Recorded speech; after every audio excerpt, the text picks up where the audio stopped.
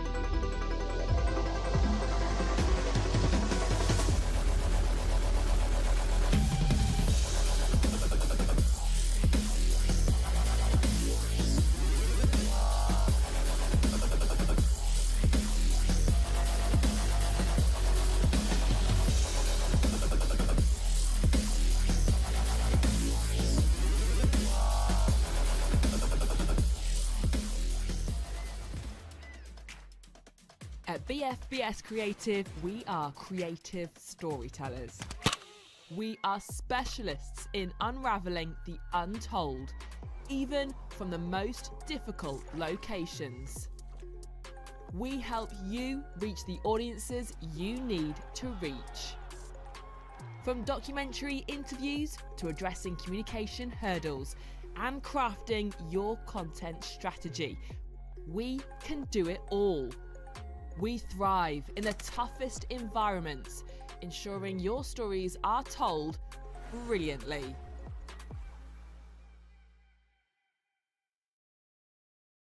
Good evening, everybody. Welcome back to the RAF Storm Shadows channel. I am once again joined by the immeasurably enthusiastic Roman in the commentary box this evening, Roman. And as you can see on your screens there, it is the RAF Storm Shadows taking on the Army Esports side. A fascinating insight into what we might come to expect in the inter-services. But for tonight, it's the Armed Forces Dungeon League. Let's get this show started. Carries this forward, gets 50 with Fraz. Ed, get into that one. NB tucks it away. And as I say, they need an opening goal. They have managed to get one here, 1-0. Frazic, though, does some nice defensive work. But P finds Cedric. Cedric finds Envy. Beautiful stuff from the RAF Storm Shadows. 2-0. Approximately a minute and a half left to go. Envy goes for a pass to P. P with a shot. P with a goal. Tucked away in the top left corner. 2-1 to the RAF Storm Shadows. And they are shining through here after the Army. They've struggled to rotate. They struggled to get into position after kickoff. And P managing to give the RAF Storm Shadows that advantage Didn't again. have a lot to work with, didn't have a lot of the goal to aim at, but he put it in the one place that it was going to go to, and Cedric makes it 3! And the floodgates are beginning to open here for the RAF Storm Shadows. A great 30-second burst, and now they've just got to hold it, or even go for more. Air power wins matches in Rocket League, and you can't tell me otherwise, as Ed will tuck that one away, and the Storm Shadows have the advantage here with 3 minutes left to go. Nothing about air superiority there. P just managing to get a pass across. A very strong 50 indeed, and Ed had an entire net to tuck it away. 1-0 to the Storm Shadows, and the Army, they've been crumbling since game 3. To control this one and take it downfield, intercepted immediately by Ed, and this pressure from the Storm Shadows has been relentless, and Envy, the man from Cosford, will tip this away to make it 2-0, and almost an improbable comeback for the Army to try and pull off with 90 seconds left to go. The way they've been playing, the RAF Storm Shadows, they're currently unstoppable. The RAF Storm Shadows, an incredible goal. They've done it again, and it's 2-0 now, and it's 3-0 now. The lead looking unassailable.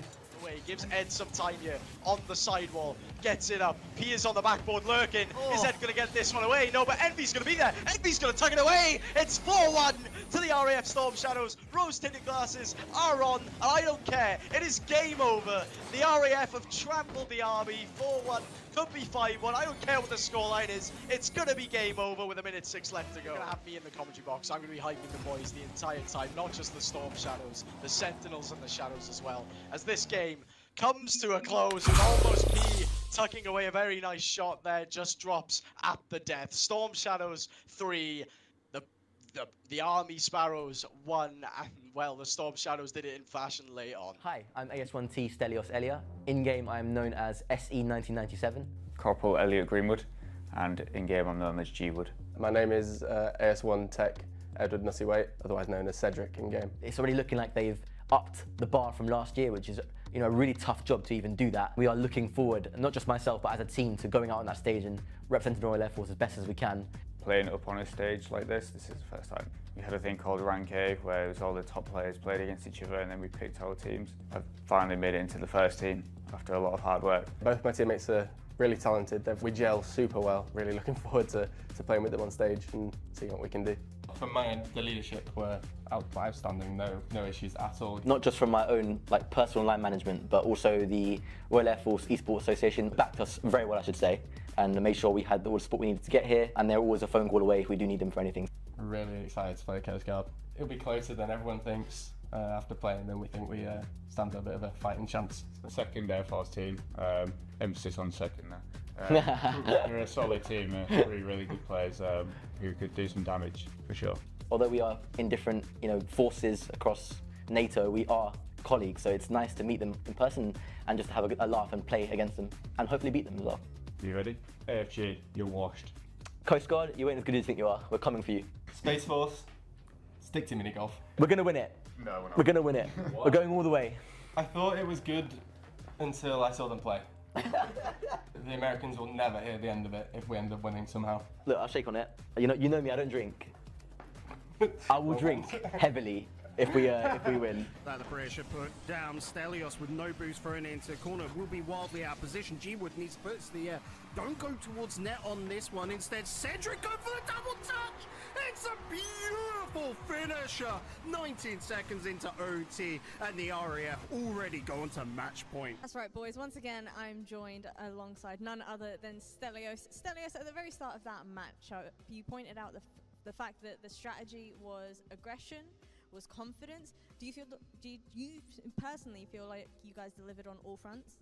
Yeah, it was a series that we just stuck to the plan and executed it to perfection. I felt really good myself. I felt the other boys also played their part individually, and then we executed the plan as a team together. It was almost perfection, which means we've got to live up to that in the next round as well. So we can't just rest on our laurels. We've got to take it forward. Well, for you personally, you were the first one to score goals across, I think, 2 or 3 of those matches that we saw there as well. Was that part of the game plan for you to be the force of nature, as it were, in this matchup? I'm certainly a force of nature, but usually not in front of goal. It's usually Cedric or G-Wood that are bagging the goals when it counts. However, the way we're set up is it doesn't matter who has the chance to score. It could be any one of us. The way we play, we create spaces for anyone to score. And it just so happened that it was me that was in the prime position to put it in the back of the net, and thankfully I did.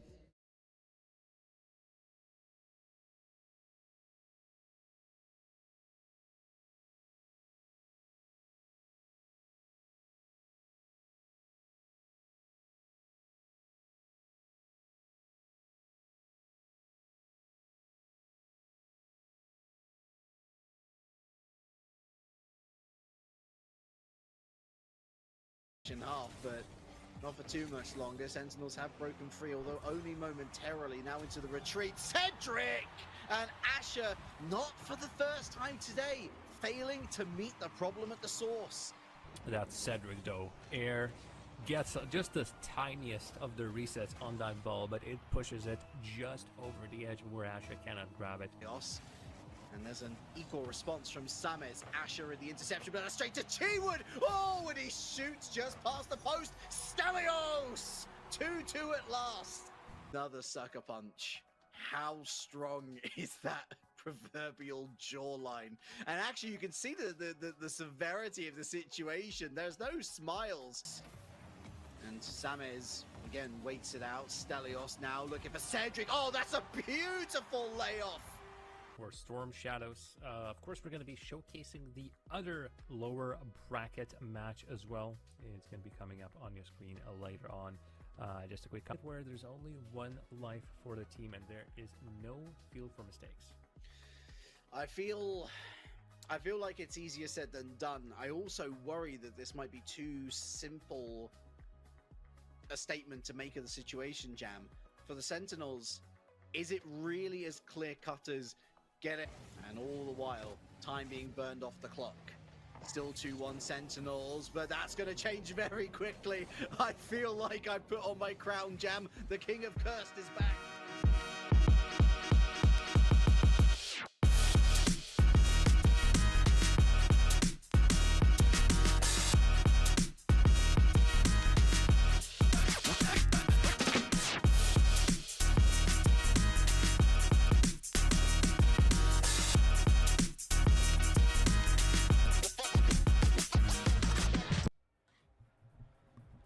Good evening and welcome back to the RAF Storm Shadows channel, where we are bringing you token match 2 out of 2 for this week anyway, and that is just for now. Who knows what lies ahead for the rest of the week when it comes to tokens being thrown in, because it seems it is left, right and centre for token matches at the moment, which is of course a good thing for this channel. And we saw yesterday the RAF Storm Shadows beating the RAF Tempest in that dramatic Game 7. Joining me tonight once again for this token match between the Nighthawks and the RAF Shadows is of course Danny Boy. Welcome back to the channel, and how are you doing this evening? I thought you would have been fed up with me still in the last 3 token matches. Never. I think at this point I'm more RAF than civilian at this point in time. But you know what? It's always great to see the token matches. And you know, just before Ray was sitting there mentioned the fact is it's the most different appearances by teams in a 2-week notice period. In RAF history, just showing you potentially could it be further. It's not over just yet, but you know, how am I? It's not really going to be the importance of it. It's what this is going to mean to the teams and players, of course, for the RAF future is going to be much more important still. Big night tonight, of course, with the confirmation that the AFEI 2026 qualifier is now set to be a single token match seeded double elimination bracket held on the 13th of May. Literally Wednesday, coming up very, very soon. Not obviously tomorrow, the one after.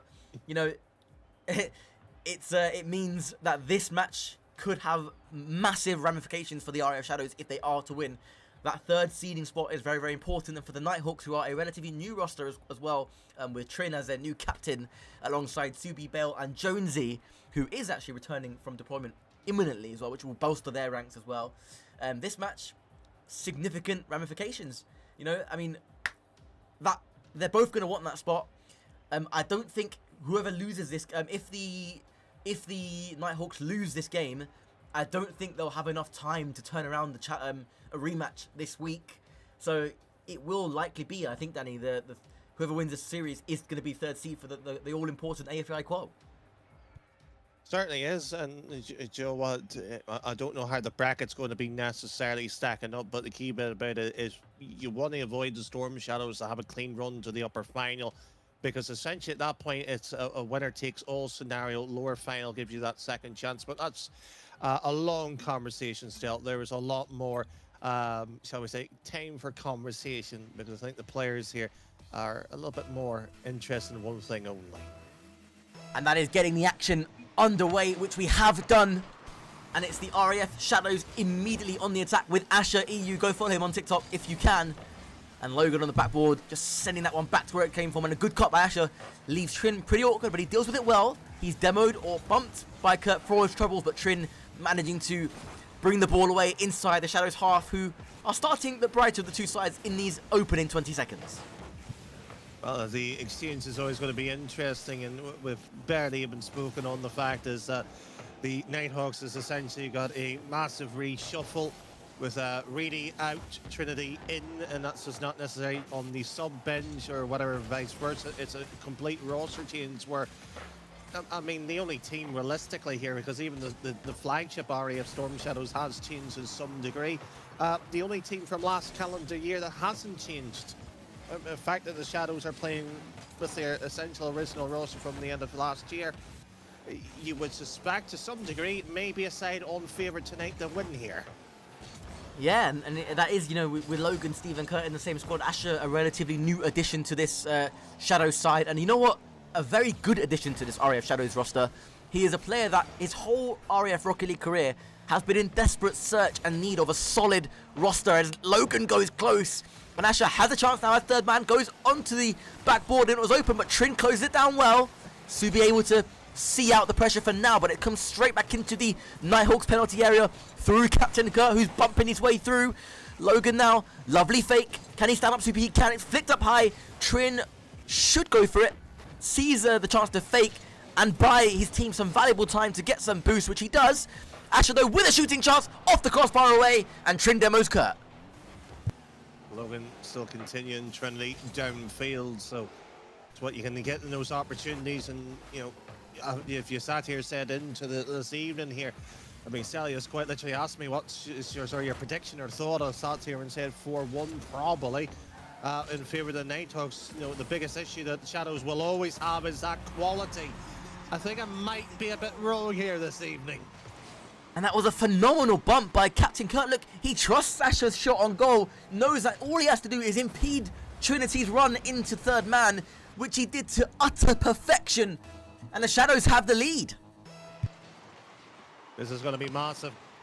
Huge in the complex of the sort of series, and necessarily the outright lands as upcoming as well. But the Nighthawks, they've got to be a tad bit careful here. You don't want to get the Shadows, you know, too much into this matchup in the series. Yes, it's best of 7 is always in tradition in these type of situations, but you know, as it comes and gets here, I mean, the Shadows, what, the most experienced lineup you can possibly face against.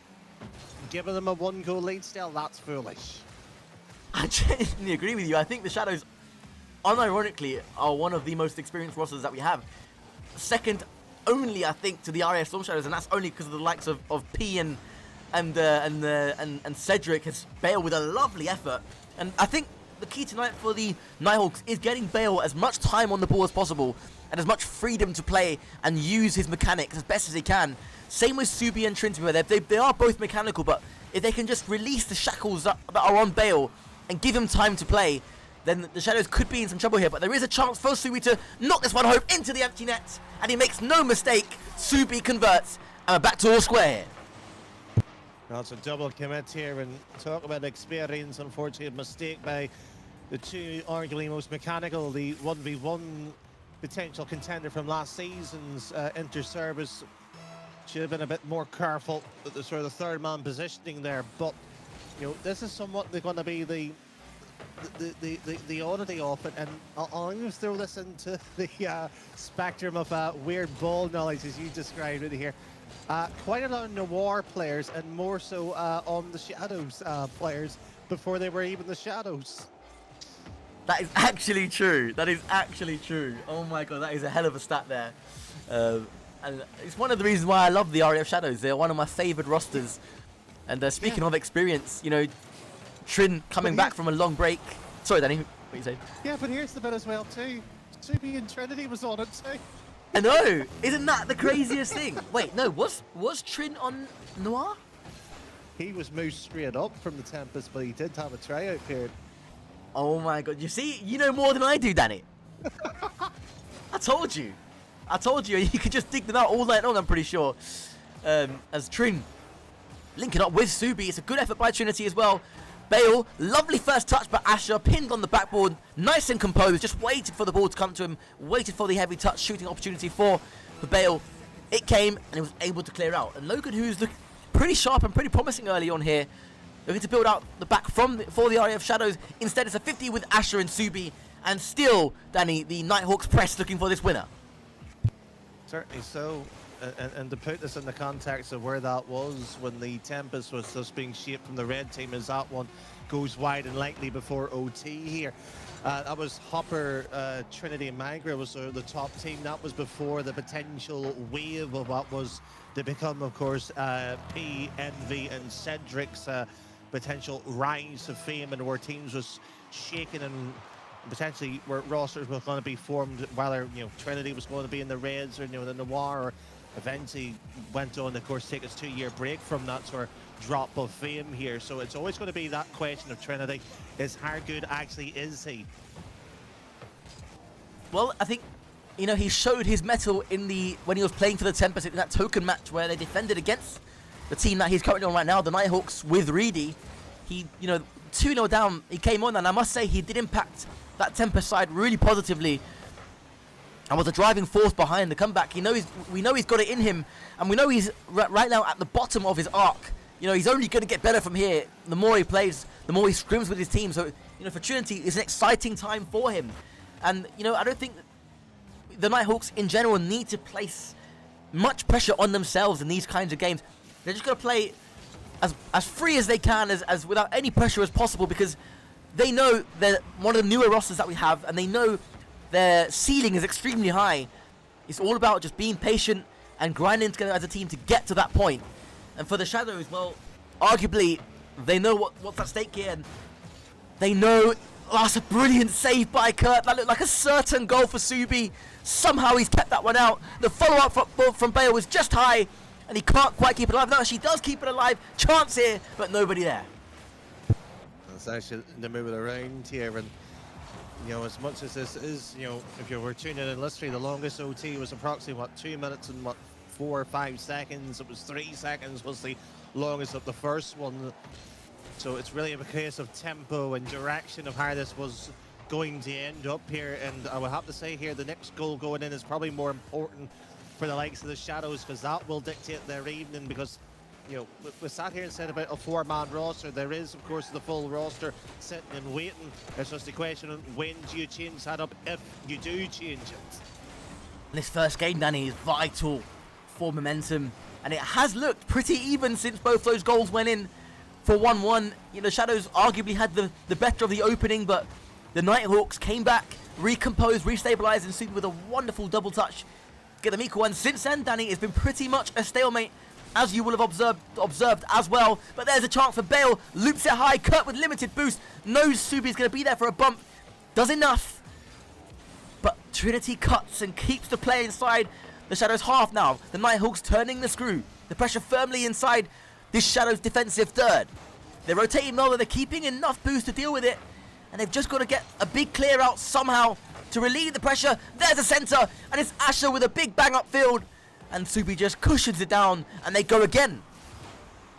Joe wants actually, that's her set of phases of play that was being built, and you know, not once really in terms of the Shadow did I feel actually they were in fear of getting scored on there. It was, you know, well poised, the rotation was on point. Everything that you wanted to see. Now it's the question on their offense here, because they've had arguably 2 or 3 clean chances to put this game, you know, at 1.2-0 in their favour, out of touch and out of mind. And you know what, for anybody just tuning in here, we're essentially getting an extra free game out of this one.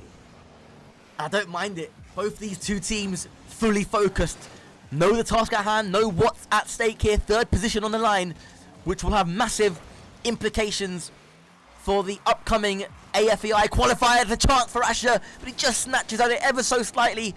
Didn't have much boost to work with, and it was a tough angle than it might have looked from our spectator POV. And it's 4 minutes now into overtime, and still no deadlock, and still they play. Limited boost on the cars of Trinity and Bale. Trin waits for it, knocks it central. Up goes Subi. Intercepted by Logan, down to his teammate Asher. Kurt rises for it, Trinity beats him to it. Asher just flicks it out wide, and still we go. Field pass and goes to Kirk Logan up and around here, but it's a mistouch in Trinity, who has essentially been on 3 of the major plays here, and nearly an own goal by the Shadow. And they will be unfortunately chasing their own tail to some extent here. It's a quick shot from the right hand side, and the tad bit, the worrying bit, if you're, you know, the RAF sort of Shadows here, you know, the major point that you've got to be careful of is, you know, if Trinity's in the mood to prove everybody wrong, will he ball chase? Will it be 2, 3, 4 extra touches? If Bale's having issues that we've somewhat been told heading into this evening, are they playing careful with keeping Subi further back than normally they would like to? So the positioning here is not, so far here, the third best team at the RAF. I have to be blunt about that here. And there was a shooting opportunity for Logan, but Bale came across, who apparently is playing with some Wi-Fi issues tonight, so he's doing well to tank it. And Trinity, what a delightful effort off the post, and it's so unlucky for the Nighthawks captain there. Made the opportunity for himself, almost converted, and still we go now over into our 6th minute of overtime here in the first game. Nothing can separate these two sides, and you get the feeling, Danny, that this first game, is going to be of vital importance. I mean, it's a massive mental advantage to come away from a 6-minute overtime in any point in the series, whether it's 3-0 down or 0-0 at the start with a win. It shows your opponents that you didn't break under the pressure of a massive overtime, and that's why I think these next few moments are of vital importance for the series.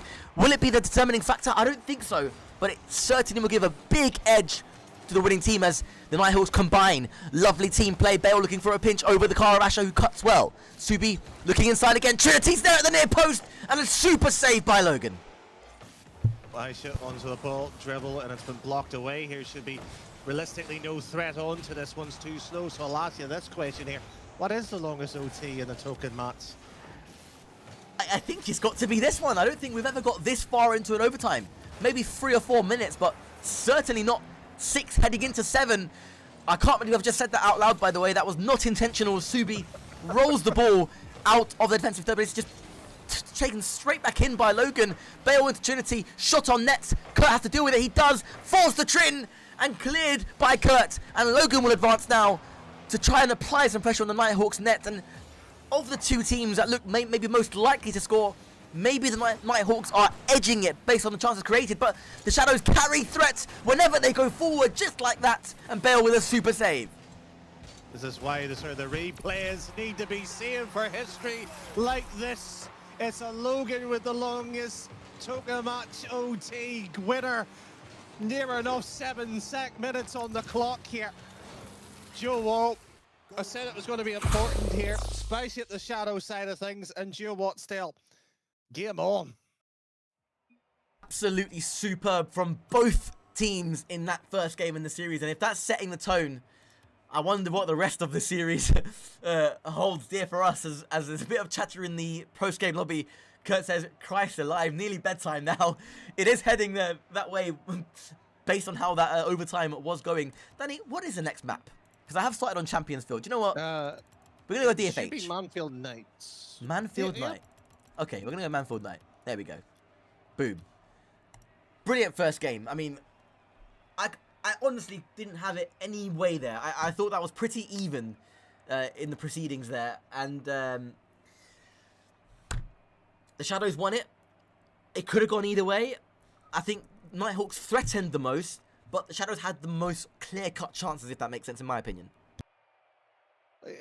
I can see where you're coming from. To me, Shadows should have probably had that game basically secured after 2 minutes worth of gameplay in the opening, but they didn't, and that's sort of going to be the huge factor moving into this sort of type of best of 7. It's more the question of now what's the response of it, and this is the side of the game where I'm a wee bit more, how can we say it, in anxious for the Shadows, because they're not very much a side that's always been good, somewhat strong starter style. It takes them a game or two to get them warmed up. If they can get going really much on the get-go this evening here, then the questions on the Nighthawks is it going to be another roster change by the evening? Well, Trinity determined not to make that happen. A lovely catch off of the miss from Logan, and the captain of the Nighthawks makes no mistake, converts that one into the empty net. And we have the opener this time for the RAF Nighthawks. And it was the Shadows who started brightly last time. It's the reverse in this game too. And is that a sign of things to come here? Or can the Shadows recover? Very much the question at the moment, especially for the captain himself here at the Shadows. Kurt, good block here. The third man's deep in the position here in Trinity. This is the factor of it, and hence use or the RLCS analogy. There used to be a player quite well known in the European region, Speed. If the team didn't perform very well, then after 1 or 2 games, you sort of strap the pitch and the ball to his own back here in 600-700 point games, and dominates for a game or two, and suddenly you're all, could they?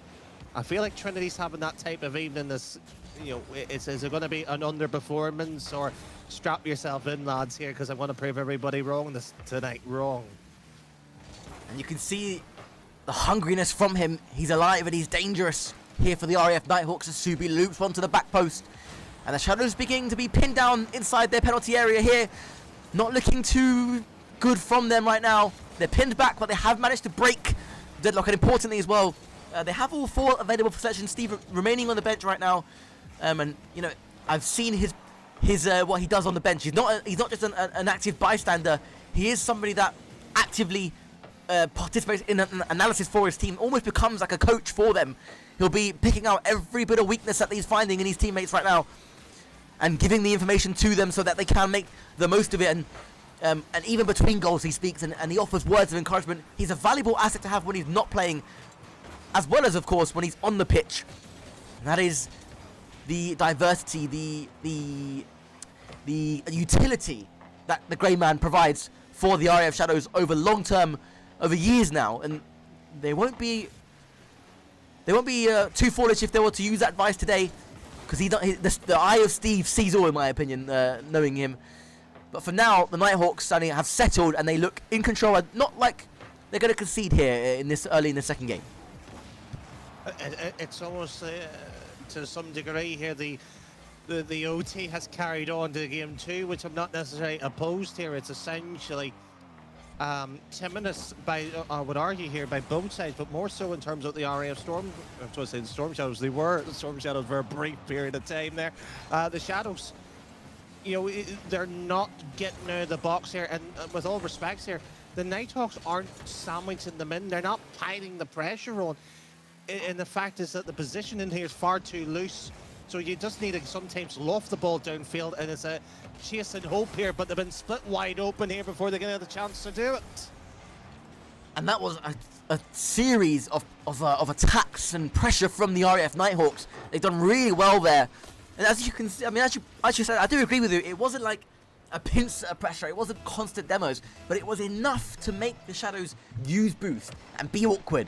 We saw Kurt awkward there at the near post, and he attempted the recovery, couldn't quite get it, and the ball rolled across the face of the Shadows net dangerously, where I believe it was Subi indeed, to place into the empty net as Asher looks to start a comeback, and Kurt credited with the goal, just flashing across the face of the goal, hoping to follow up the wonderful aerial dribble of Asher, and in the end reads the clearance of Subi, and they half the lead at a crucial time. Well, I'll even go with that. That was a maneuver that has been played to perfection. The fact is that they were actually waiting for Trinity to jump before that pass went in, but that's a good kick-off strategy right back at them. And if there is a way to respond, that is how you do it. Fake kick-off, bail into Trinity. Trinity finding that far post where Subi was lurking. And it is the perfect response for the Nighthawks now, who retake control of this game. Need to get a goal here, Shadows, if they want to keep this tight. And that's no flip reset either, getting into the musty. And I think at this sort of point in time here, the slowness of the Shadows will catch up to them here. They can't afford to keep on waiting. And if that was a skim attempt, wrong time, wrong play, because, you know, the situation when you're down trailing by 2 in this scenario here, you can get, you know, caught up by that sort of fantasy land type of play here. And, you know, let's try anything to see what it works. Far too soon and far too early in the series to try that. Asher demoed. Subi looking pretty dangerous and aggressive here for the Nighthawks, but it's a pinch off his own player there. Not quite sure if Bale was bumped into that one. It's Trin. Lovely first touch to beat one. Logan bumped off the ball again now, and he's left 1 versus 3 almost, but Subi approaching at the wrong angle, going for a pinch, and it does cause a bit of awkwardness for Logan, who does get the boost, has something to work with here, but the ball exactly where it needs to be for the RAF Nighthawks right now, in that Shadows penalty area, and just ticking that clock down, second by second it goes. There is a shooting opportunity for Asher, and it's looped beautifully over the Nighthawks last man, and these 25 seconds all of a sudden have gotten really interesting. 3-2. Can you just be somewhat guilty of, you know, having a situation and thinking, another OT? how dangerous you want to live through your life this evening, especially for the third spot position. And you know what? The Shadows here were cheeky throwing this one in here. Subi tops it in for 4-2. I would suggest here at this point in time, we'll go 1-1 in the series. But big questions need to be asked by the Shadows roster. They've got to come out here swinging in the game 3. They did a good job at staying in touch with the Nighthawks in this game, but the Nighthawks possessed a little too much flair, a little too much direct play and the bumps at the right time, leaving the Shadows awkward, and they were made to pay for that as well in all 4 of the goals. And of course that beautifully worked kickoff strategy from the Nighthawks, pulling off that wonderfully as they make it 5. And after what could be described as a rough start for the Nighthawks, conceding early on in game 1 and then losing, of course, in that 7-minute historic overtime, I think it's fair to say they have responded wonderfully here in game 2. Much needed response. And you know what, they were second best in terms of game 1. That was no sort of question about that. But the Shadows themselves here, the fact of it is they sat for, about 90 seconds worth in that game, and it was like tic-tac-toe. They were sitting on the back line, absolutely no shape, no reason that, to close down a ball and chase after. Now, what the decision for that, I don't know. But they've got to at least, how to put it this way, man mark at least Trinity this evening, or at least somebody to keep the ball either away from him or that option to get to him, because that's where the play is happening from. It is true. Steve on for Logan here, I think, says that Doromus, that is his suggestion. They are making a change, and it is Steve on the pitch. The Grey Man's on the pitch now. And it is not for Logan. It is for Captain Kurt. So it is an experienced man for an experienced man. And can Steve take what he saw off the pitch and bring it and have a positive impact on the pitch as that's pinched somehow into the top corner from a narrow angle by Logan. And the Shadows have the perfect start. Sat there and said it. They've got to close the options down. They've got to challenge. I'm not saying I'm right. I may have nearly 20 years worth of experience, but I'm not a top 8 RLCS European coach in the last chance qualifier, but I would suggest he would say I was right there. Do you agree? You were absolutely right there, Danny. You had to drop it in somehow, didn't you? Oh, I had to work it in. Didn't mention it all yesterday, sadly. And on your screens, you can see Subi taking control of the ball, taking the initiative there, putting the ball in his car, flicking it high. And there was no Shadow player equal to that one. The equalizer, almost instantaneous. And we are hard reset again here inside the first minute. 1-1. Much more better by both sides. Sort of similar essence to game 1 here. Now your Shadows here just not necessarily got to keep the gold sort of count ticking, keep the shots ticking, keep peppering the net here instead of playing this sort of side ball sort of read up the wall and continuing that style of play here.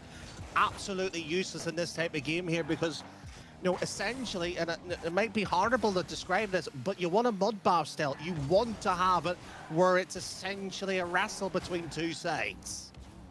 You do, and the Shadows are good at taking any team there, whether it's the Storm Shadows, whether it's an Army team, whether it's a Navy team, whether it's any of the traditional RAF rosters. They're good at creating a mud fight and making it scrappy, but also in a weirdly controlled and chaotic manner. It's controlled chaos. It is literally the perfect way to describe the RAF Shadows, and with the addition of Asher as well, the bit of chemistry he has with Logan and Steve and Kurt's chemistry, there's a lot of green links in EAFC terms, for those of you who may be EAFC fans, between this Shadow lineup. And maybe they don't have the raw ability of an SSL team.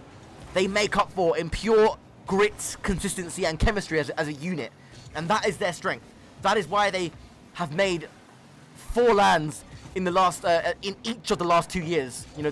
They've been a proper part of the upper echelon of RAF Rocket League for such a long time, when realistically, when you look at their ranks on paper, they shouldn't have a right to, but they do it time and time again because of their ability to practice the game as a unit and be completely in sync with each other. And tonight you're seeing an example of that against, again, a team on paper higher ranked than them, but they're turning this into a real slog, Danny. To some degree here, if you were rebrand them as Teflon, would probably be the best way to describe them. Nothing sticks to them. They're just pure, sort of clean class act. You know, they wipe away the opposition with no sort of thought, really. You know, that's how good they can play here. And you know what? I just had a realization here. It's also the old Tempest lineup from 2 years ago. 3, actually. Wait, is it? Aisha, Logan, and you had Trinity at one point too. Oh, as in on. Ah, I see. Okay, yeah. Yes. Another ball knowledge fact. So Trinity's got to do the gauntlet of I hit the Tempest essentially here. He's got to slay down 2 former teammates here to get another whack of his former bunch and just let him go. It genuinely is the RAF Tempest gauntlet for Trinity. I think he's going to watch this back and laugh at it later when he hears this. It is, again, how on earth do you recall these rosters? It's a great shot by Bale. A super save by the Grey Man. Flicked home by Subi. Missed by the Grey Man. And Logan can just resettle. But Bale keeps the pressure alive. Grey Man with no boost. Trinity wraps round. Shoots high. Can Subi convert? No, he can't. And it's away to the right-hand side with the shot. Should maybe have done better. But it's unlucky. Well, you know, the question of how do you remember it to some degree here, the players may be remembering it. You know, how does a certain player like the approach and how do you play it across here in Trinity? You know, we'll have the luxury of having a snapshot in history. Because you'll remember Logan and Aisha of 3 years ago. In the grand scheme of things, their playstyle haven't changed very much here. The only major difference this evening is how far they've been sort of sitting deep back like they have been through, and Steve has blitzed it through, so a 3v1, and that's poor decision making. That should have been slowed right down here, and Aisha should have got the demo right on the last man. The idea was right, they just couldn't execute it with the right decision. Oh, it's a good effort by Asher. Is it going to find the far post? No, it's not. And Trinity just knocks it away. Recentered though to Logan by Asher. Bale takes the boost. Couldn't quite get the shot that he desires. Subi though, beating Steve to the ball. Nasha now had a chance to make a solo play. Nobody up to challenge. Knocked to the backboard. The attempted bump by the Grey Man. Good idea. Again, just missed though, and Bale brings the ball away again. Intercepted by Logan and Subi. One final chance here for Nighthawks. No, it's straight back into the Nighthawks defensive third now. Trin away, in towards the Grey Man. Loots it high. Will it be overtime for the second time in the series? Still lingering in the Nighthawks half. Subi towards Trin, flicked. And it's still up high, and it's looping dangerously. Subi, his touch is a little bit awkward for Trin, who keeps it alive again. Inside the Shadows half now. Asher does not let it drop. And one more attack maybe. Oh, it's a miss by Subi. Danger here. Can Logan cross? He can. And still the ball inside the Nighthawks half. And still, we're not going into overtime just yet. Joe, that was approximately about 45 seconds of keeping that ball up. Was near enough longer than the OT of Leicester Day stream as well. But that was impressive, but it ends after 6 seconds. Can't write this, Danny boy. You cannot write this. Pure theatre here live on the RAF Storm Shadows channel. The Nighthawks take the lead in the series with an instant goal on kickoff there. Harsh for the Shadows, delight for the Nighthawks. 2-1 in the series. You can't write this. You know, you're sitting there sort of going, you know what, we're going to have a bit of minutes worth of OT here. They've done well, they kept it up, there's been a good bit of discipline. That's a kick-off goal. And Joe Watts here, I'm not saying the Nighthawks didn't deserve that, but I don't think either side should have had that opportunity to move it right into it. But you know what? It's frustrating watching the Shadows. Because I'll be how many times this evening we've sat here and said they need to keep pushing up here. Their best bit of play there was the first opening minutes. They closed the game down, didn't let the Nighthawks move, and again they've let them back in by Gio Watt sitting back. They have, and they find themselves 2-1 down in the series. But it's a position where they're going for the kill strat again. Trinity couldn't find the pass he maybe wanted. I think it was seen at the last second, and it was a good touch by Bell anyway. Good effort on goal as well, and they find a way to make it work. And what I thought to be a misplayed kickoff strat was kept alive by Subi and Bale wonderfully, and Subi scooping in as well. beautifully done, and I think that is goal of the evening so far. Certainly is, and you got to also mention the fact that Shadow has done a roster change. They've brought out two. Sluggish may not be the right and kindest word to them, but they've swapped out somebody with a bit of pace and brought Kirk back onto it. So essentially, if you're going to play that way, they've got to feed the ball to Ash as much as possible. You know, essentially, you know, route one, Brexit ball, whatever way you want to describe it, that's got to be an approach this evening in this lineup right now, because if they don't here, see that scoreline being 1-0, I would suggest here it will be closer to 4 if they don't find a way to get this ball out here. Let's see what this game has in store for us. The Grey Man, oh, it's a pinch, and it's off the Grey Man's car. Subi credited with the goal. And 2-0 for the Nighthawks. And they continue their march to defend this third position from the RAF Shadows attempt. Token cash, and of course, which will mean the Shadows will not have a token for the remainder of the month. And remember, with the new token match rules, it is no longer the first of the month that your token match resets. It is when it is 30 days from which you put the token match in. So it will be, I believe, in about 3 weeks' time for Shadows to get their token match back if they are unsuccessful here tonight in their cash-in of it. Still, of course, plenty of time in the series. A defeat here in Game 2 will only be 3-1. And as we saw yesterday from the RAF Tempest on the RAF Storm Shadows, comebacks are more than possible under such pressure.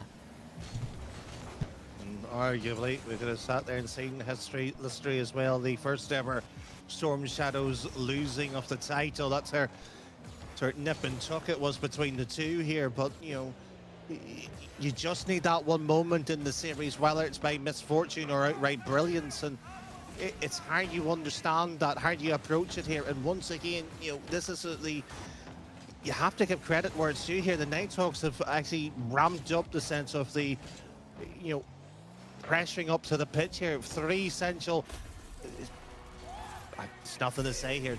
3-0. Something's up. Bale, I've quite enjoyed Bale in these last couple of moments. He's been hyper aggressive, been a lot better, and he's been setting up his plays for his teammates to take advantage of. And you can see Subi there, phenomenal effort.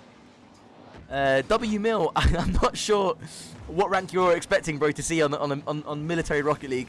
Welcome to the channel. I think I recognise your name from when we streamed Celesal, Everino, Smashy, and Pluvo. If you are from that point, as Asher gets one back on the board for the Shadows, then, you know, welcome to the stream, welcome to the community. Feel free to stay, but if you're not enjoying what you're seeing, tough. This is our players. This is what we have to offer here on this channel. Do you know what? It reminds me of the Victorian sort of sentiment. You know, if you don't like what's on your plates, get out. I mean, pretty much, right? Pretty much. Oh, I was going to go with the original quote back. It wasn't Dickens, but it was somebody else. But I realised I had very much of a naughty word. I had to stop myself still. Yeah, I'd also. Nevertheless, the Shadows are on for a comeback opportunity, and Kurt slots that in after some fine work down the left-hand side by the Grey Man. And with limited boost, just fakes out Bale, I think it was. And Kurt had a bit of work to do at such a narrow angle. But they make the second goal happen. And that lead, all of a sudden, looking a lot less secure now. And if the Shadows can find the next goal, with Steve's delayed kickoff attempt as well, I like that variant in the kickoff, then who knows what's possible.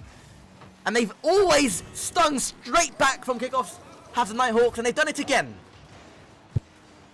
Well, if I'm going to follow that theme of the early 1900s here, I think both sides here has essentially, you know, 2 or 3 players are being knocker-uppers at that point.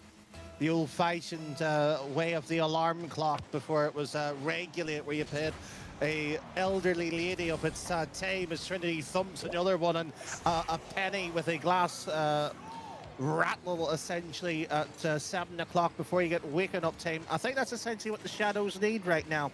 Get out of bed and time to shake yourself off here.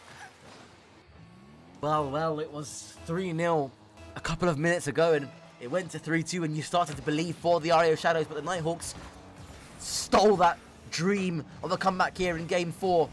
pretty much instantly with 2 more goals to extend the lead back to 3.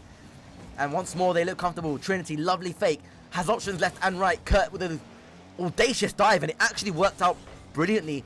Brave and needed decision-making from Captain Kurt, as Steve, causing all kinds of havoc as well, beats almost 2. And Subi, enough. Kurt with a shot. Up goes Asher. Can he find the effort? Fakes for Steve. The shot, and it's just wide of the mark. A straight drop down here, and look who's already instantly closing that one down. It's essentially like mousetrap. Gives her Trinity a bit of cheese here. He just goes mad like a rabbit essentially here. Just biting on anything here. You can just sort of get onto it, but I think this is hard to be getting into one of the most disappointing nights for the Shadows we've seen in a long time. You know, a side that's well known here for grabbing types of series like this by the scruff of the neck here. And they did at times here, but they're just consistently here playing afraid. Yeah, I mean, it's a result of their momentum being killed after, I think, narrowing the lead so much and then instantly conceding another 2. You know, you work so hard to get back into the game. And I've just seen the chat, and I can't repeat that, but it's made me laugh. You know, I don't even know. I can't even. I've seen it now, and I just can't think of anything else. Say a picture me, and there you go. You're back in the room. Welcome to the RAF Shadows channel, ladies and gentlemen. We hope you're having a good evening ahead, and Subi just clawing that one out, and it will be, Danny, 3-1, and it will be 3 token points to work with for the Nighthawks. Can they see it over the line, or are we going to see a Tempest-like comeback for the Shadows? No, I'm being straightforward to this one here. I don't see any shape of a comeback this evening here. You know, if you sat there and said about the Tempest, you said about the same thing. Yeah, you have been right, and I was proven wrong. Today here, I don't have the same feeling. How can I say it? The Shadows are too busy tinkering. You're not Leicester City. You're the RAF Shadows. You've got to play with a roster and play with conviction, with your heart into the match here. And at the moment here, they're in the sort of the picnic park and they forgot the sandwich and realised there's a Subway round the corner. Life is grand. There's nothing to go for here. Well, they'll have been in this position before. Kurt and Steve will not be. They won't be scared by the position that they're in right now. They'll be comfortable. They'll know what to do. They'll know how to respond. And if they can feed that into Logan and Asher as well, and they're in for a chance for it to come back. You never know. You can never write anybody off. And, well, as Doromus quite rightly says, Danny's 4-1 original prediction is still on. You may be proven right, Danny. Time will tell if, of course, the Shadows let this one go. But there'll be people watching in the crowd that will want an attempted comeback here for the Shadows. And it all depends on how they start here in this, what could be the penultimate game of the series. You know, these opening moments are of vital importance. Certainly will here, and unfortunately I was a mainstay back in RSC about 2-3 years ago, and there was a running joke within the commentary and the admin team. There was to a point where merch was nearly made with Danny's always right. Perhaps the RAF might want to get a new t-shirt produced for the, you know, just a nice big slogan, a picture of my face at the back here still. Could you imagine that on the merch line as Logan shooting opportunity? It's towards the top left. It was arrowing into the net. I think it was tipped over just wide. May have been hitting the crossbar on second thoughts. As Subi touches that one wide. Logan back on the pitch for Steve. Asher one-on-one with Subi, who deals with it nicely. Tips it away to his right-hand side. Asher leaves it for Logan. Central towards Kurt, who cuts aggressively. More conviction from the Shadows right now. It's the start they would have wanted after conceding so many goals early on last game. It certainly is, and as much as sort of the clock going down here, if you're, you know, in a coach's point of view, you'd probably be saying don't concede and remain scored. They've done that in the opening minute. It's now the key bit of opportunities. Where do you sort of spot and see it? And you know, you've been sitting here talking about Bale, you know, how well he's been performing. I would sit here and say Subi's been making one, you know, quiet performance this evening in such a way where it's been lethal. Yeah, he's almost been a silent assassin, I think it's fair to say, for the Nighthawks. Doesn't play loud. He's not a loud person in real life. He's a quiet and shy person who, you know, lovely guy, Subi, but You know, he just does his business, you know, goes about his work, you know, unimpeded, happy with what he's doing, and it genuinely reflects on the Rocket League pitches. That one dangerously flashing across the Shadows net. Asher couldn't react to it, and Trinity finds a crucial captain's goal, and the scoreline opened just before the second minute elapsed, and the Nighthawks have advantage here in their token match point. Going back to the man that was at one stage the most furthest player on British soil in terms of lands. You would have been dating back to the likes of the Insomnia, what, 67 or 69, with the original lineups that Trinity was part of here. You know, he saw plenty of goals. In fact, it was like the end point he thumped in, and arguably was one of the sort of the top end English and European teams of this era. He's looking to maybe continue fine form in that regards, but I think more importantly, tonight is just a stepping stone. He wants revenge, and you know what? It's hard to prove him wrong in this or that type of mood set. The angrier they are, sometimes the better you play. Maybe the key sentiment is don't annoy Trin. I am like that as well. I can get behind that. It is a psychological phenomenon, you know, playing better when you are, you know, when there's something that's bothering you, you almost channel that frustration into you know, elite level performance as Logan and Asher follows up on it, and there's a response from the RAF Shadows. Trin could do sadly nothing about that one. A great first touch by Logan. The second touch even better, sets up Asher, who trusted his teammate, and they get the equalizing goal. 1-1. Joe, it's amazing what a bit of respite does for Logan. Spend a lot of time on performance and maybe step up, but once again, that's a double commit by the Shadows, and that's a mistake by Logan. If Trinity was on the right side of that ball, that would have been 2-1, and all that hard work and, you know, reward of the goal simply chalked off due to two careless mistakes at that.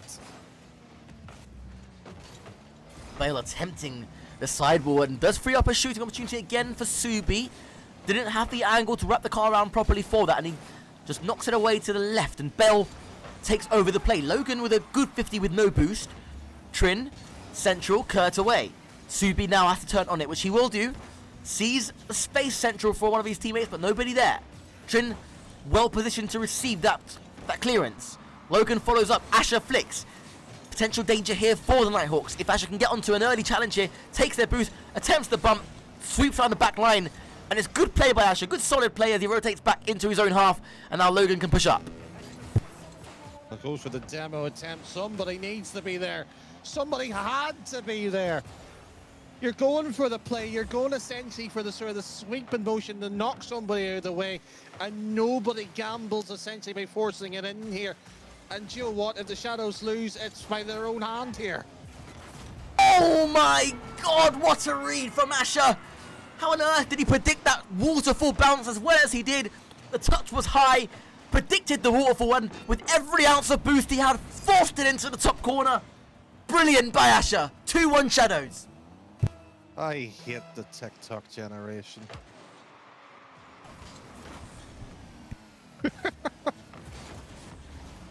There's always one. And it was a superb finish as we head into the final 30. Oh, he's going to be enjoying that one later on in the evening. You can sit there and watch it as you follow on his account. There's Logan's shot goes wide. But, you know, it's how you settle in the game in the series here. And the Shadows got to play simple bit of defense here. Infield passing. But surprised by Bale, and Joe, what a good Irish clear to match that one too. And Joe, what? It's what you wanted by the Shadows. It's a response. It's a kind. It's a simply, you know, 1-2 punching type of performance. But still, where has it been? Well, maybe they were on a break. Maybe they had to discuss a few things, and no timeouts used by either team so far. And you know, I would actually remind them just in case. Also, what is our next map? Do you know, Danny, by any chance? Well, you can go. Joe, what you've been going backwards actually. So, Urban Commons, Utopia Coliseum. You've done the order backwards this evening. Ah, you know, it's something it sounds like something I would do. There we go, Utopia Coliseum it is. For our next game, which is Game 6. Are we destined, Danny, for an overtime? Juicy stuff, says Samus. It is indeed juicy stuff. the battle for 3rd and 4th position right now between these two sides. We've seen it go backwards and forwards. We had the Shadows starting off the better of the two sides, taking game 1. We had the fight back from Nighthawks, and they looked fully in control, and you know, pretty much good here for the win, Danny. But the Shadows responded late, and that superb solo effort from Asher, go follow him on TikTok, secured the win. And they are back to within a singular game now, and it's 3-2. You know, where do we go from here? And I always say it, the start is extremely important here in the next game, especially under this kind of pressure. It can be a real nerve settler when you're on a match point, or when you're rescuing another match point for the Shadows, which will be the second one that they do try and rescue now. Danny, over to you as we start game number 6. Certainly. And you know what? There's always that question of how do you approach it mentally. You know, you can sit here and argue it could have been a 4-0 sweep against the Shadows if the OTs went anyway in other directions. But Logan, right from the kickoff, the expert at the 1v1 scene, showing how to place it bottom left. And you know what? Nighthawks, it's not done yet. Danny boy, we're not going to a game 7, are we? You don't think, surely? You know what? If this is happening, I'll say this. Can we get an odd token match, put it on tomorrow while we're at it? It really has been that kind of week, and another superbly worked kickoff goal by the RAF Nighthawks. I'll tell you something, it is the team in the RAF so far that has had the most success and consistency with kickoff strats. They've done it effortlessly so many times. And you know what? They'll probably put the Storm Shadows to shame. They tried it a few times against Tempest, no more than, what, 24 hours ago. I think they only got one to somewhat pay off, essentially. And the rest of them was, you know, near misses. But it's, you know, near misses doesn't give you goals here. The Shadows have unfortunately been on the receiving end of them this evening. It's a question on how good is that. You know, essentially the only bit of the gameplay is like a routine, a free kick, a penalty spot, whatever way you want to describe it. You can always, you know, practice it. There's an interesting hashtag going on in the chat right now. Hashtag Gobby Super Sub. Well, I'm not quite sure how that will work, but, you know, the chat is having their fun, which is important to see. Maybe somebody could explain that joke for us. I think it's because Gobby won sub, but you know what? Here, where's the Nelly? You know, where's his chant? Where's, you know, essentially, you know, the rising stars? You know, come on here. I think Nelly actually was in this chat earlier on. He might still be here, to be fair. Maybe we get a hashtag Nelly chant. Nelly, if you are here, mate, how are you doing? It's nice to see you. It's been a hot minute since we last spoke. Swim super sub, absolutely crazy. That is diabolical. As the Shadows look to defend another wave of attacks from the Nighthawk. Trinity bumped away, facing his own net now. Looks to play it towards Bale, who collects the boost.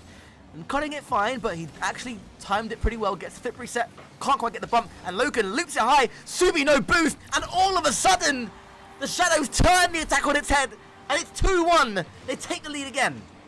I think it's hashtag gotcha. That's what Logan will be trending on. Straight down, barrel right on him. And Joe Wall, it's not just necessarily a keeper off his line. The keeper was nowhere to be seen. Even Pluto would have been closer in terms of distance. But how good is going to be these Nighthawks under pressure? Because you sat there and said that closing out the game is difficult enough here. You know, salvaging it from 2-1 down is going to be hard enough here. Hashtag Gobby would have saved that. Only God knows if that's true. But the facts remain right now. It is the Shadows 2, Nighthawks 1, and Trin, what a dunk! And it's so unfortunate for the Nighthawks captain. That one deserved to fly into the back of the net. Instead, it's Asher looping a clearance downfield, and the Shadows survive that particular scare. That crossbar may just live in Trinity's head for some time. He needs another opportunity if he wants to sort of wipe that thought right out here. But Subic, you know, he's been that somewhat player consistently for the past 2 months now. Just making something work here. With all that play happening, wasted, no attack here, mind you, straight by the Shadows. So should be essentially launching that ball as Kirk eventually does so here. You know, you're 2-1 up, but you don't necessarily need possession. You just need to make sure the threat's neutralized. It's good bumping work by Logan. Yes, rotating ball side, but sometimes it can be effective if you are making a nuisance of yourself in the opponents as Bale carries the ball high. It's wonderful play. Trinity following up on it as well. The net is open for Subi, and he makes no mistake that time. And the Nighthawks level again. And you have to give it to them. Every time they've gone behind this evening, they have made a real attempt at fighting back, and 90% of the time they've been successful. 2-2. Essentially goal and goal. You might be wondering what is Danny talking about. Shadows gets on this here. You just have to ride the momentum, no mistakes, just play perfect. If you're the Nighthawks on it, if you're in that situation, you're just watching the opposition crumble at your very feet here.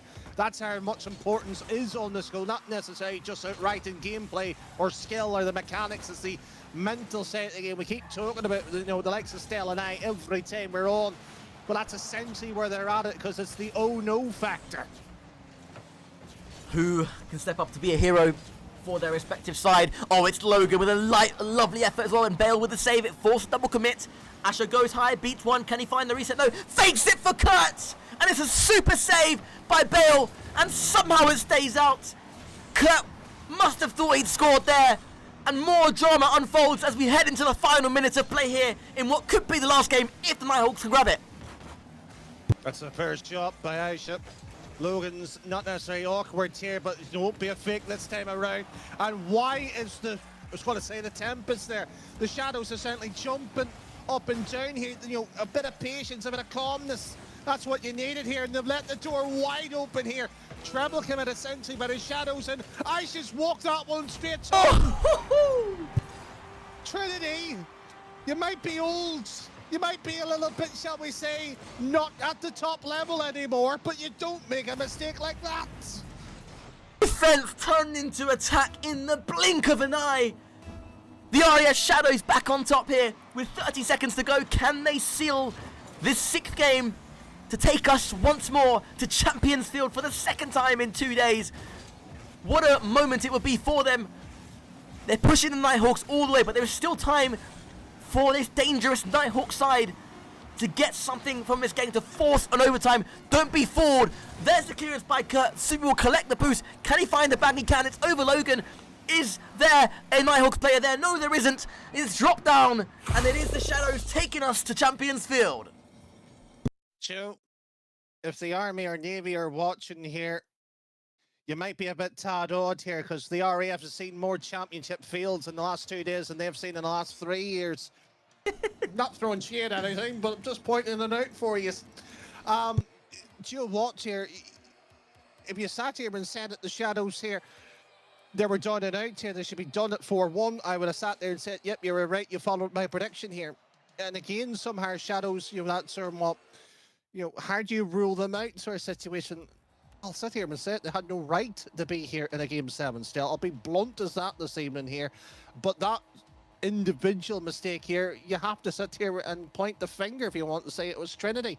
Clean opportunity, didn't tap at home, push up as third man when you didn't have to. You had a chance to see the game out.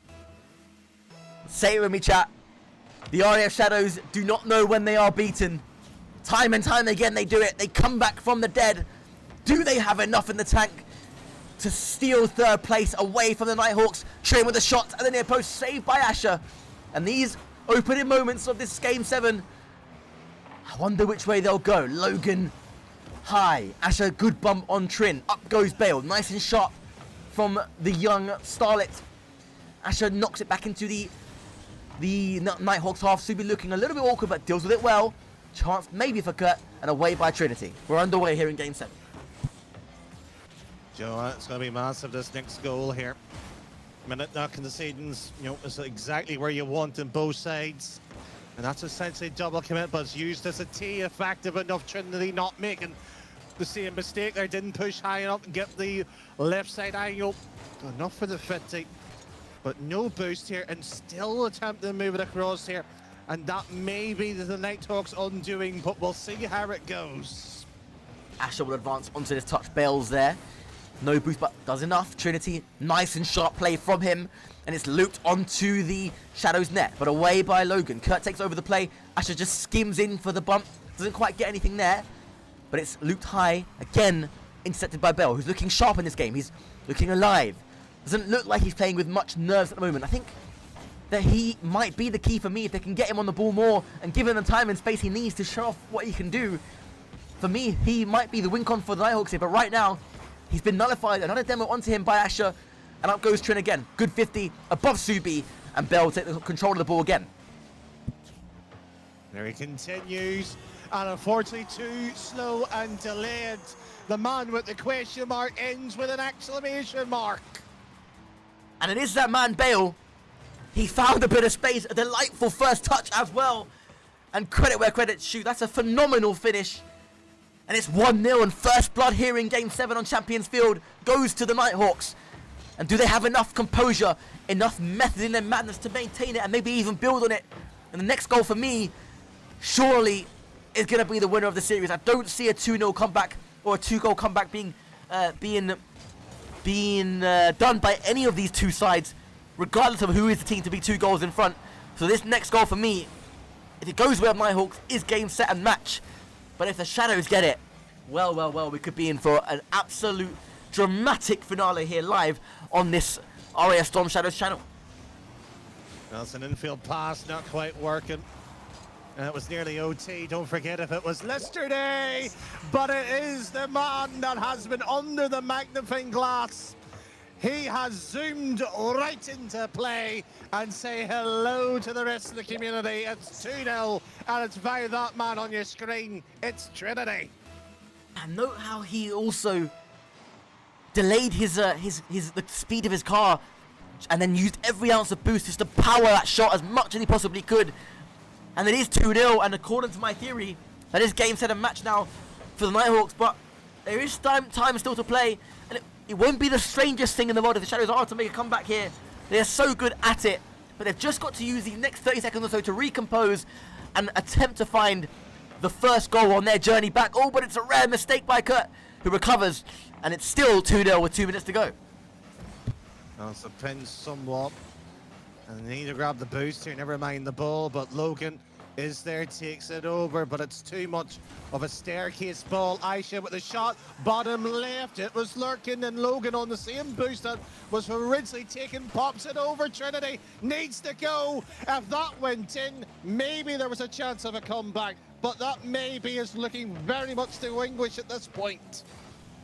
Kurt doing the right thing, going for boost, going for bumps, and the RAF Shadows press is on, and if they can find something here to make the pressure pay, and it could be on it.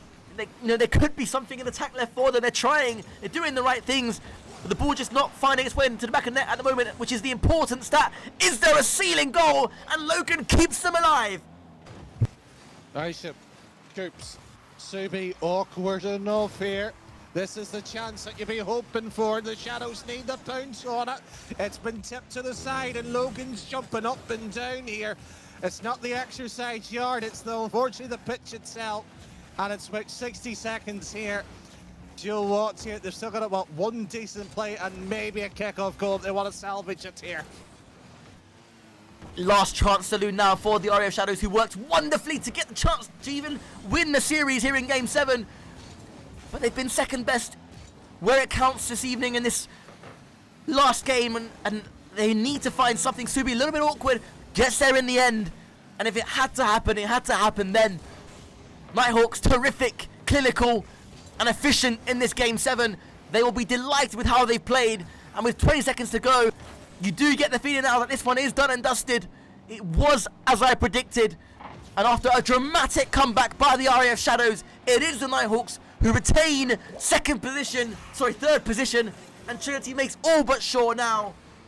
And again, my hat goes off to all 7 players on the pitch for another thoroughly entertaining series here on the channel. And Danny, how do we begin to even break that one down? I mean, the Shadows will feel heartbroken, no doubt, but their comeback was insane. And for the Nighthawks, efficient and disciplined and clinical in this last game. You know, it's going to be an odd one because I don't know how to break it myself here, because, you know, the fact is we had started with essentially a 7-minute OT, the longest OT we've ever had in a token match before. To sit there and look at it, if it went the other way around, it could have been a sweep 4-0. If it didn't go, or the second OT early in the game 3, suddenly it's 2-2 in the series, and it's a lot more even. But you have to ask yourself is, the major questions, why is the Shadows that slow in getting into series? Why is it always this late in terms of, if they get that right, arguably and quite comfortably this evening, the Nighthawks would not be in the position they are as the third best team. Well, you're right. Usually the Shadows are, they do usually start slow in the series and come into it, which we kind of saw, with an alternate pattern tonight. They got that first game. So, maybe they were settled, and I'm not quite sure. I mean, we got to credit Nighthawks first and foremost. They did, they came out with a plan just to be solid. I thought their plan was simply just to be solid and try things and take risks, which they did with those kickoff strats, and they came off wonderfully on more than one occasion, which, don't forget, after the Shadows, score a goal, and they instantly hit back with a kickoff strat like that, and when it's executed so well, it can really impact you as a player. Like, you're thinking, wow, okay, we're in this, and all of a sudden, it's taken from you. And they had enough, I think, Nighthawks mentally today. They had enough mental strength to deny the Shadows when it really counted. And even when they did have the momentum going into that Game 7 after winning 2 straight, they retained their composure and simply just simplified their game. Got 2 early goals and nothing crazy. And for me, that's what won them the game in that Game 7. But, credit both sides. It was an incredible series. You certainly did, and there's a lot to take away from it, especially that type of performance and how you progress down in the future in the line here. The only issue I would sit here and say from a technical point of view is they've got less than 2 weeks away here still, trying to work out how they're going to approach essentially a gauntlet, and whether that's through the upper or the lower final, they guaranteed a spot. It's going to be a much more difficult or conundrum. And you know what, here, for others like the Trinity, it's a chance of not just redemption, but a revival. It's a chance to prove people wrong. For others, however, it's to keep people silent. It's essentially, how do we perform at the very top? And suddenly here, you've got 3 or 4 storylines already development just from these 2 sets of Soka matches. That is the beauty of this community, and I do have one last bit of news for you. I am getting word now from the Nighthawk captain, Trinity, that the Nighthawks are indeed provisionally planning to put in a token match on the 11th of May against the RAF Tempests. The plan is there, and that will of course probably clash with, it will have to be in between, I would imagine, the Inter-Service Online Qualifier 1 and the AFEI Qualifier on the 13th and 19th of May respectively. So an interesting timeline continues to develop. And something that's been happening for 4 years now, and just keeps growing and growing and growing. And that's why we love our community. But at least for tonight, that is the end. The Nighthawks retain 3rd position. And Danny, I once again thank you for your time and expertise in the commentary box. We'll be seeing you again soon. And for the rest of you all tuned in, thank you and good night.